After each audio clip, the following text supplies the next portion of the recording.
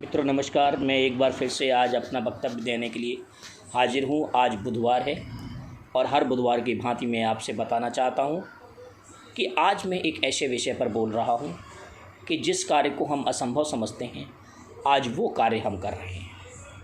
दिव्यांग होकर हमने अपने शहर में एक मुहिम चलाई है कि मैं अपनी गाड़ी पर बैठता हूँ, अपनी गाड़ी को चलाता हूँ, पीछे अपने एक और दिव्यांग साथी को बिठाता हूँ और उनके साथ फिर मैं एक ऐसी जन जागरण के अभियान पर निकलता हूँ कि जिसको कि आज के समय में बहुत ज़रूरी है।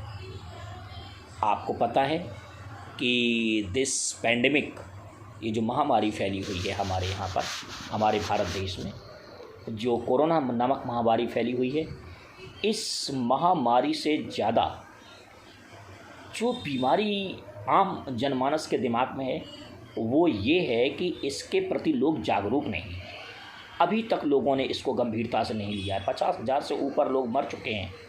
27 लाख से ऊपर लोग संक्रमित हो चुके हैं। लगभग 20 लाख इससे ठीक भी हो चुके हैं। तो इस बीमारी की गंभीरता को हमें समझना है। मैं लोगों को सलाह देता हूँ, एक माइक लेता हूँ, अपने एक दिव्यांग साथी को ही पीछे बिठाता हूँ और मैं खुद गाड़ी चलाता हूँ।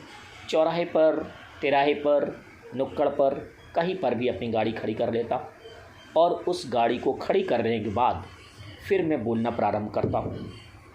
और बोलने में मैं कोई भाषणबाजी नहीं करता, चाहे पुलिस वाले हों, चाहे एसएसपी हो, कोई भी हो, मैं सभी से वही बातें कहता हूँ जो बातें आप सामान्य मोबाइल के रिंगटोन में भी सुन लेते हैं। मैं केवल ये कहता हूँ कि आप उन बातों को मानें, स्वीकार करें, उनको फॉलो करें।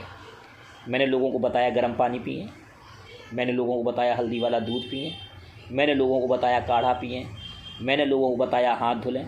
तो ये बातें तो आप भी जानते हैं, लेकिन मैंने बताया, मुझे लगा कि मैं कुछ लोगों को बताऊं। मैंने ये भी कहा मास्क पहने, 2 गज की दूरी पर रहे, हमारे प्रधानमंत्री भी कहते हैं। लेकिन कभी कभी क्या होता है, हम जानते हुए भी अनजान बने रहते हैं, स्थिति की गंभीरता को नहीं समझते हैं। अब यही देखते रहते हैं, अरे होगा, जिन्हें होगा तो उनको होगा।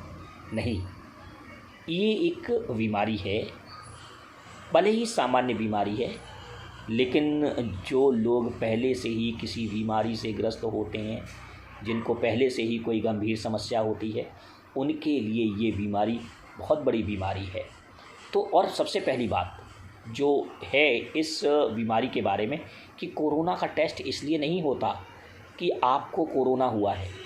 कोरोना का टेस्ट इसलिए होता है कि आपको तो हुआ है, ठीक है, लेकिन ये कोरोना आपके द्वारा किसी और को ट्रांसफ़र ना हो जाए। आपको पता है ये बहुत ही इन्फेक्शियस डिजीज़ है कोरोना। कोविड का मतलब ही है कोरोना इन्फेक्शियस डिजीज़।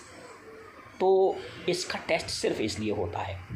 सामान्य तरीके से भी टेस्ट कर सकते हैं। अगर आपकी स्वाद ग्रंथियाँ, अगर आपकी खुशबू लेने की क्षमता, अगर आपको किसी समय ये लगे कि आपकी जीभ कोई स्वाद नहीं ले पा रही है, आपकी नाक फूल सूंघा आपने और उससे आपको कोई खुशबू नहीं लग रही है, तो निश्चित रूप से मानिए कि आपको इसके शुरुआती लक्षण हैं। तो इसमें घबराने की बात नहीं है। नाक तक पहुंचने वाला जो कोरोना का वायरस है वो तो आधे दिन में ही समाप्त हो जाता है। आप विक्स का इस्तेमाल करें, आप गर्म पानी की भाप लें, आप गर्म पानी पिएं। पानी पीने से गले से नीचे वायरस नहीं उतरता। हल्दी वाला दूध आपके अंदर इम्यूनिटी बढ़ाता है, आपके अंदर की क्षमता को डेवलप करता है। तो केवल वही बातें हैं जो सभी लोग बता रहे हैं, वही उन्हीं बातों को हमें आपको बताना है। तो जो बातें आप जानते हैं उन्हीं बातों को कभी कभी डिस्कस करना पड़ता है। कभी कभी हम जानते हुए भी किन्हीं बातों को इग्नोर कर देते हैं। अच्छा, एक सम्मानित नागरिक होने के नाते, एक पढ़े लिखे इंसान होने के नाते ये हम सबकी ज़िम्मेदारी बनती है कि हम न केवल अपने को बचाएं, बल्कि हमारी ज़िम्मेदारी है कि हम अपने से उत्पन्न होने वाले और दूसरे लोगों को ख़तरा जो हो उससे भी बचाएं। कभी कभी क्या होता है कि एक कोई 20 साल का बच्चा है, 20 साल का युवक है, उसकी इम्यूनिटी बहुत स्ट्रॉन्ग है, लेकिन अगर उससे कोई यही वायरस किसी 60 साल के व्यक्ति को जाने अनजाने में पहुंच जाता है तो ये 20 साल वाला तो झेल गया, उसने तो अपने आप को मजबूत कर लिया, लेकिन यही वायरस उस 60 साल वाले व्यक्ति के लिए घातक हो जाता है। तो सबसे बड़ी बात है, जो जिन पर रोगों के लक्षण नहीं है, आजकल तो सामान्य रूप से भी चेक कराओ तो कोरोना निकल रहा है, लेकिन उससे घबराने की आवश्यकता नहीं है, आपको डरने की आवश्यकता नहीं है। होम आइसोलेशन से ठीक हो रहा है। आप घर में अकेले में बैठें, आप अपने आप को सिंपल जो दवाइयाँ होती हैं डॉक्टर के परामर्श से लें। आपको पैरासीटामोल जो कि नॉर्मल होती है बुखार उतारने के लिए ज़रूरी है, उसके साथ एक एंटीबायोटिक भी दी जाती है, उसके साथ एक ताकत की गोली भी दी जाती है। तो ये कुछ दवाइयाँ हैं जो कि नॉर्मल दवाइयाँ दी जा रही हैं। तो इन दवाइयों के प्रयोग से, लेकिन अगर इसके परे आपको कुछ और प्रॉब्लम होती है, कुछ और समस्या होती है, तो निश्चित रूप से आप होम आइसोलेशन में मत रहिए। तो आप अपने नज़दीकी अस्पताल में जाइए, घबराने की आवश्यकता नहीं है।